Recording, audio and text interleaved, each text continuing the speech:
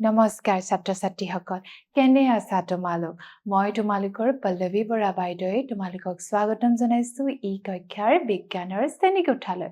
আজি আমি আলোচনা কৰিম ক্লাছ 6ৰ 9 নম্বৰ অধ্যায়ৰ দৈৰ্ঘ্যৰ যোগ আৰু গতিৰ প্ৰশ্ন উত্তৰসমূহ তোমালোকৰ পাঠ্যপুথিত থকা প্ৰথম প্ৰশ্নটো হৈছে স্তম্ভ 1ৰ প্ৰতিটো বস্তু স্তম্ভটোৰ আটাইতকৈ উপযুক্ত এককৰ সৈতে মিলোৱা আট্টালিকাৰ প্ৰথম 8 আছে আট্টালিকাৰ উচ্চতা আমি কিহত জুখিম মিটাৰৰ স্কেলত নহয় জানো সেন্টিমিটাৰৰ স্কেলত আমি কেতিয়াও নজুখো মিটাৰৰ স্কেলত জুখিম আট্টালিকা এটা ঘৰ এটা ওখ আট্টালিকা এটা উচ্চতা আমি জুখিম মিটাৰৰ স্কেলত দুখন চহৰৰ মাজৰ দূৰত্বটো আমি বিশেষকৈ কি একক ব্যৱহাৰ কৰো কিলোমিটাৰ তো ইয়াৰ শুদ্ধ উত্তৰ হ'ব কিলোমিটাৰ তেনেকে পেন্সিলৰ দৈৰ্ঘ্য বা কলমৰ দৈৰ্ঘ্য আমি কিহত কম সেন্টিমিটাৰত তো পেন্সিলৰ দৈৰ্ঘ্য হ'ব সেন্টিমিটাৰ এতিয়া চোৱা বহি এখনৰ বেধটো কি হ'ব মিলিমিটাৰ এটো আমাৰ মিলিমিটাৰ বুজি পাইছা তাৰ পিছৰ প্ৰশ্নটো চোৱা তলত দিয়াবোৰৰ দৈৰ্ঘ্যৰ মাপ কি উপযুক্ত সামগ্ৰী স্কেল অথবা ফিতা ব্যৱহাৰ কৰি নিৰ্ধাৰণ কৰা হয় এটা তলৰ যিবোৰ দৈৰ্ঘ্য দিয়া আছে বস্তু কেইটামান দিয়া আছে ইহঁতৰ দৈৰ্ঘ্য আমি কি স্কেল ব্যৱহাৰ কৰো চোৱা এটা আট্টালিকা এটা উচ্চতা জুখিবলৈ আমি স্কেল ব্যৱহাৰ কৰিম নে ফিতা ব্যৱহাৰ কৰিম স্কেল আমাৰ ইমান এটা আট্টালিকাটো কিমান ওখ হ'ব গতিকে ইমান দীঘলটো আমাৰ হাতত স্কেল নাথাকিব গতিকে আমি কি ব্যৱহাৰ কৰিম ফিতা ব্যৱহাৰ কৰিম হয় নহয় তেনেকে পেন্সিলৰ দৈৰ্ঘ্য চোৱা পেন্সিলৰ দৈৰ্ঘ্য ব্যৱহাৰ কৰিবলৈ আমি স্কেল ব্যৱহাৰ কৰিম হয় নহয় পেপাৰৰ ক্লিপৰ দৈৰ্ঘ্যটো আমি তেনেকে স্কেলৰ সহায়ত চাম গছৰ ঘেৰ গছজোপা কিমান ঘেৰটা গছৰ ঘেৰটো ল'বলৈ আমি ফিতা ব্যৱহাৰ কৰিম তেনেকে এডাল ৰবৰৰ প্ৰস্থ জুখিবলৈ আমি স্কেল ব্যৱহাৰ কৰিম তেনে ফুটবল খেলপথাৰৰ দৈৰ্ঘ্য ফুটবলৰ খেলপথাৰখন কিমান দীঘল তাৰ দৈৰ্ঘ্য আমি কিহত কৰিম ফিতাৰ সহায়ত বুজি পাইছা তাৰ পিছৰ প্ৰশ্ন চোৱা হসানে মিছা তোমালোকক ক'ব কৈছে হসানে মিছা 1 মিটাৰ সমান 100 সেন্টিমিটাৰ হয় নহয় হসা হয় না 1 মিটাৰত কিমান থাকে 100 সেন্টিমিটাৰ গতিকে এটো আমাৰ কি হ'ব হসা মই এনেকে ৰাইট দি দিছো তোমালোকে হসা বুলি লিখি লবা তেনেদৰে বি নম্বৰ প্ৰশ্ন চোৱা 5000 মিটাৰ 5 সেন্টিমিটাৰ হয় জানো মিটাৰটো ডাঙৰ হয় নে নহয় কিন্তু সেন্টিমিটাৰ ইয়াত চোৱা এই মিটাৰটো সেন্টিমিটাৰতকৈ ডাঙৰ হয় নে 5000 মিটাৰ হলে 5 সেন্টিমিটাৰ হ'ব জানো এটো নহয় এটো মিছা হ'ব এটো কি হ'ব এটো হ'ব আমাৰ মিছা বুজিছা তেনেকে 2000 মিটাৰটো 2 সেন্টিমিটাৰ এটো অসম্ভৱ এটো আমাৰ মিছা ঘড়ীৰ কাটাৰ গতি ৰৈখিক গতিৰ উদাহৰণ তে ঘড়ীৰ কাটাডাল যে ঘড়ী থাকে তোমালোকে দেখিছা নে 1 বাজিব 2 বাজিব 3 বাজিব এনেকে যে ঘড়ী থাকে যে হেতুৰ ৰৈখিক গতিৰ উদাহৰণ নেকি নহয় ই বৃত্তাকাৰ গতিৰ উদাহৰণ হয় বুজি পাইছা তাৰ পিছৰ প্ৰশ্ন চোৱা সৰল ৰেখাত কৰা গতিক দুলন গতি বুলি কোৱা হয় সৰল ৰেখাক সিধা ৰাস্তাত যদি গতি কৰে তাক আমি ৰৈখিক গতি বুলি কম হয় না নহয় তাক জানো আমি দুলন গতি বুলি কম নকওঁ গতিকে ইউ কি হ'ব আমাৰ কাৰণে মিছা ইয়াৰ পাছৰ প্ৰশ্ন চোৱা শুদ্ধ উত্তৰৰ গোলটো সম্পূৰ্ণকৈ পূৰ কৰিব কৈছে তলৰ কোনটো পৰ্যাবৃত্ত গতিৰ উদাহৰণ কোনটো পৰ্যাবৃত্ত গতিৰ উদাহৰণ পথেৰে গতি কৰা এখন বাছ ধৰি লৈছো পথেৰেটো মই তোমালোকক সিধা পথ বুলি কৈ দিছো হা সিধা পথেৰে গতি কৰা এখন বাছ হেতু তোমাৰ পৰ্যাবৃত্ত গতি হ'ব জানো নহয় এটা ঘড়ীৰ দোলক যেটা পেন্ডুলামটো দেখিছানে ঘড়ী টাং টাংকে যে বেলটো যে মাৰে যে হে পেন্ডুলামটোৰ গতিটো কি দোলন গতি হয় নে নহয় ইয়াত আমাক কি কৈছে পৰ্যাবৃত্ত গতিৰ উদাহৰণ বুলি কৈছে তাৰ মানে এটা ঘড়ীৰ কি এতিয়া ইয়াত আমাক কি কৈছে পৰ্যাবৃত্ত গতিৰ কথা কৈছে পথেৰে গতি কৰা বাছ এখন পথেৰে আমি জানো পৰ্যাবৃত্ত গতি কাক কয় আগা পিছা কৰি থাকিব ঝুলনাৰ নিচিনাকে নহলে পেন্ডুলামৰ নিচিনাকে সোঁফাল বাওঁফাল এনেকে গতি কৰিব লাগিব হয় নে তো বাছ এখনেটো পথত তেনেকুৱা ধৰণৰ গতি নকৰে এটা ঘড়ীৰ দোলকৰ দোলন ঘড়ীৰ দোলকডাল যেডাল পেণ্ডুলাম বুলি কওঁ হেতুৱে আমি এনেদৰে গতি সোঁফাল বাওঁফাল এনেকে গতি কৰে নে টাং টাং টাং কৰি থাকে দেখিছা গতিকে হেতু আমাৰ কি গতি হ'ব পৰ্যাবৃত্ত গতি গতিকে আমাৰ শুদ্ধ উত্তৰটো হ'ব অপচন নম্বৰ বি আৰু বাকি কিটা আমি অপচন নপঢ়ো আৰু আমি যেতিয়া আমাৰ উত্তৰটো পাই যাম বাকি কিটা আমি না চাওঁ ইয়া চোৱা এটা হৰি পৰা ফলটো জানো এনেকে হৰি পৰিব নপৰে এজন খুসকাহি যোৱা মানুহজনে জানো আগলে পিছলে একেটা জেগাতে গৈ থাকিব জানো নাযায় হয় নে নহয় তো তাৰ পিছৰ প্ৰশ্ন চোৱা তলৰ কোনটো বৃত্তাকাৰ গতিৰ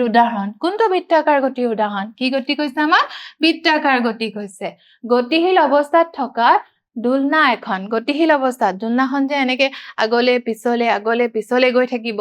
এখন চলন্ত ৰেলখন গৈ আছে চলি থকা সিলিং ফেনৰ ব্লেড চলি থকা সিলিং ফেনখন দেখিছা সিলিং ফেনত কি থাকে ব্লেড থাকে হয় না আৰু ব্লেডখন সুইচটো দিলে বৃত্তাকাৰ পথেৰে ঘূৰি ফুৰে আমাৰ প্ৰশ্ন কি কৈছে বৃত্তাকাৰ গতিৰ উদাহৰণ গতিকে আমাৰ শুদ্ধ উত্তৰ হ'ব চলি থকা সিলিং ফেনৰ ব্লেড তো শুদ্ধ উত্তৰ অপচন হ'ব অপচন নম্বৰ সি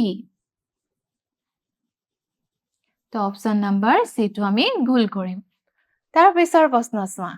এতিয়া আমি পঢ়িম পিছৰ প্ৰশ্নটো ইয়াত কি কৈছে চোৱা তলত দিয়াবোৰৰ পৰিৱৰ্তন কৰা প্ৰথম প্ৰশ্ন 250 মিলিমিটাৰ পৰা মিটাৰলৈ ইয়াত চোৱা আমি জানো তোমালোকে এই বস্তুটো জানা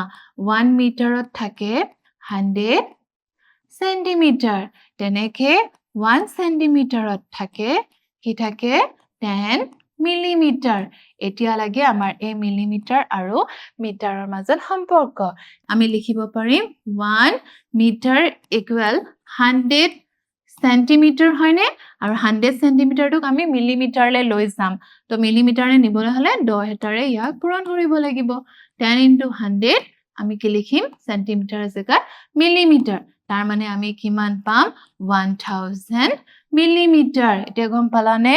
1 মিটাৰ মানে কিমান 1000 মিলিমিটাৰ এতিয়া আমাক কি কৈছে 250 মিলিমিটাৰক মিটাৰলে নিব কৈছে এতিয়া চোৱা যেতিয়া সৰুটোক ডাঙৰটোলে নিবা তেতিয়া আমি তাক কি কৰিব লাগিব হৰণ কৰিব লাগিব বুজিছা অতি সহজে দেখাই দিছো চোৱা কি কৈছে আমি জানো ইয়াত লিখিব পৰা তোমালোকে আমি জানো 1000 এটা মিলিমিটাৰ দে 1000 মিলিমিটাৰ ইকুৱেল 1 মিটাৰ তো এতেকে 1 মিলিমিটাৰ কিমান মিটাৰ হ'ব 1000 1 by 1000 মিটাৰ বুজিছা এতেকে আমাক কিমান মিটাৰ উলিয়াব কৈছে কিমান মিলিমিটাৰ 250 মিলিমিটাৰ ইকুৱেল কিমান মিটাৰ হ'ব 1000 1 into 1 by 1000 into 250 আমি কনভাৰ্ট কৰিম চোৱা শূন্য কটা গল ওপৰত কিমান থাকিল 25 তলত থাকিল 100 তাৰ মানে আমাৰ উত্তৰ হ'ব 0.25 মিটাৰ বুজিলা বুজি পাইছা ইয়াৰ শুদ্ধ উত্তৰটো হৈছে 0.25 মিটাৰ কেনেকৈ উলিয়ালো তোমালোকে ইতিমধ্যে গম পালা হয়নে তাৰ পিছৰ প্ৰশ্নটো চোৱা ইয়াত কি কৈছে 7.5 কিলোমিটাৰ পৰা মিটাৰলৈ লৈ যাম এতিয়া চোৱা আমি জানো যে 1 কিলোমিটাৰক আমি 1 কিলোমিটাৰ মানে কিমান 1000 মিটাৰ এই বস্তুটো আমি জানোৱে এতেকে 7.5 কিলোমিটাৰ কিমান হ'ব 7 আমি এতিয়া ডাঙৰটোক কি কৰিছো হৰলে নিম আৰু ডাঙৰটোক যেতিয়া হৰলে নিম আমি পূৰণ কৰিম যেতিয়া হৰটোক ডাঙৰলে নিম আমি হৰণ কৰিম ডাঙৰটোক হৰলে নিলে তেনে ইজি ইয়াত 1 কিলোমিটাৰ যদি 1000 মিটাৰ হয় তো 7.5 কিলোমিটাৰ কিমান হ'ব 7.5 into 1000 মিটাৰ তো উত্তৰ ওলাব আমাৰ 7500 মিটাৰ কেনেকৈ ওলাইছে চোৱা 7.5 মানে 75 by কিমান 10 into 1000 10 কিয় হৈছে কাৰণ এটাৰ আগত দশমিক আছে এই শূন্য কটা গল থাকিল আমাৰ কিমান 75 into 100 তাৰ মানে কিমান হয় 77,500 মিটাৰ দেখিলা ইয়াৰ পিছৰ প্ৰশ্ন চোৱা 3 মিটাৰৰ পৰা সেন্টিমিটাৰ এতিয়া চোৱা আকৌ পুনৰ আমি ডাঙৰটো কোলে নিছো সৰুলে নিছো এটো আগৰটোৰ নিচিনাই 3 মিটাৰক আমি কোলে নিম সেন্টিমিটাৰ নিম 3 মিটাৰ মানে 3 into 100 সেন্টিমিটাৰ ইকুৱেল কিমান 300 সেন্টিমিটাৰ কাৰণ আমি জানো 1 মিটাৰ ইকুৱেল কিমান 100 সেন্টিমিটাৰ এতেকে 3 মিটাৰটো কিমান হ'ব 3 লগত 100 টো ইনটু কৰি দিয়া আৰু যেটো পালো হেতুই হ'ব আমাৰ উত্তৰ 300 সেন্টিমিটাৰ বুজি পাইছা তাৰ পিছৰ প্ৰশ্নটো চোৱা 1.25 মিটাৰৰ পৰা মিলিমিটাৰ লৈ আমি কি কৰিব লাগিব এই 1.25 মিটাৰটো মিলিমিটাৰ লৈ লিব লাগিব চোৱা আমি জানো 1 মিটাৰ মানে হৈছে 1000 মিলিমিটাৰ যেটো আমি প্ৰথম অংকত কৰিছিলো 1 মিটাৰ মানে 1000 মিলিমিটাৰ এতিয়া চোৱা কি কৈছে 1.25 মিটাৰ তো 1.25 মিটাৰ হলে কিমান হ'ব মিলিমিটাৰ লৈ নিলে 1.25 into 1000